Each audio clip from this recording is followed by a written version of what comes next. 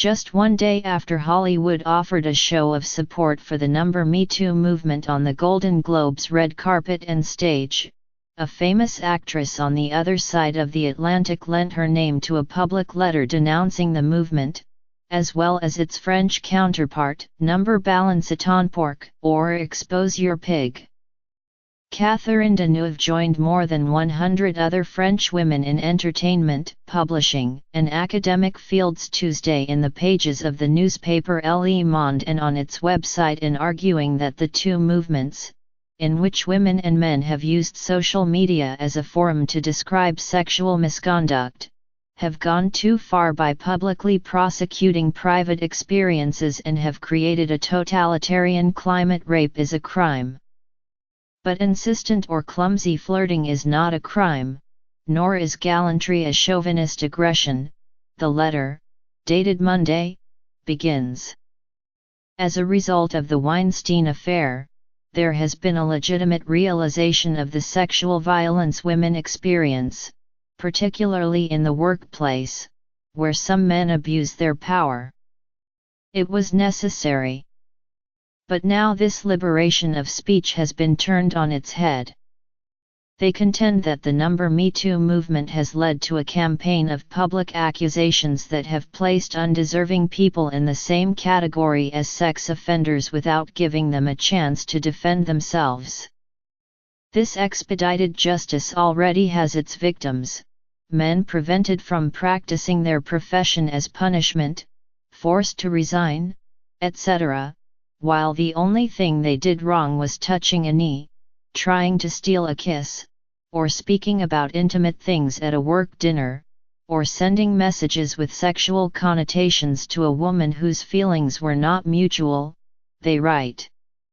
The letter, written in French, was translated here by the New York Times. The passage appears to refer to the sum of the names on a growing list of men who have been suspended, fired, or forced to resign after having been accused of sexual misconduct in the last several months. One of the arguments the writers make is that instead of empowering women, the Me Too and Balance ton porc movements instead serve the interests of the enemies of sexual freedom, of religious extremists, of the worst reactionaries, and of those who believe that women are separate beings, children with the appearance of adults, demanding to be protected.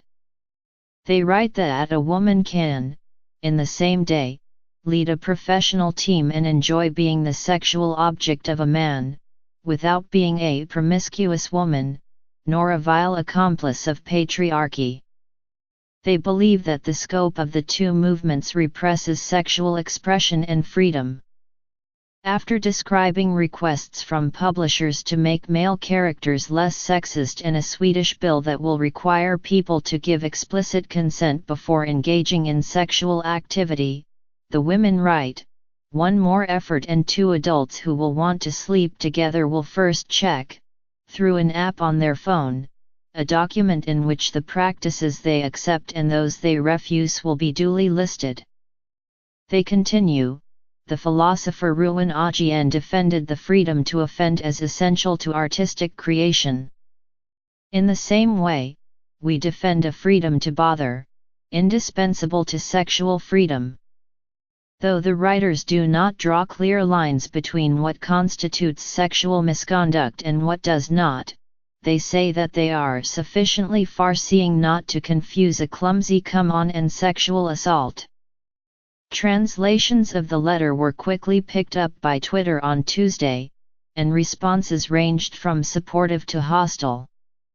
Asia Argento, an actress who accused Harvey Weinstein of raping her, criticized the French women's letter on Twitter. On the other side of the spectrum, Christina Hoff Sommers, who coined the term victim feminism, tweeted a quote from the letter and her remarks on it. In France, tens of thousands of stories have landed on social media under the hashtag Balance ton porc since the journalist Sandra Muller used it in October in a post on Twitter about an inappropriate come-on she received from a French executive. The multitude of revelations in France has led to discussion of legislative proposals that would fine men for aggressive catcalling or lecherous behavior toward women in public, and lengthen the statute of limitations for cases involving minors.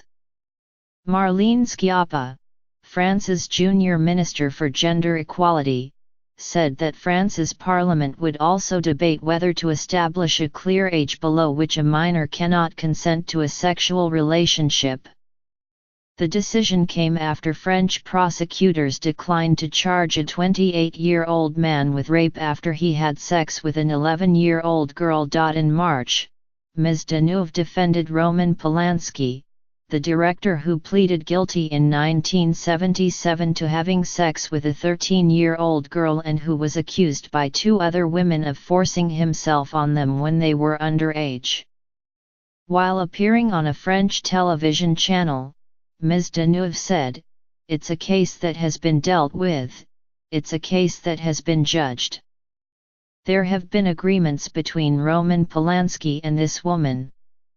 In concluding the letter, the writers returned to the concept of self-victimization and a call for women to accept the pitfalls that come with freedom.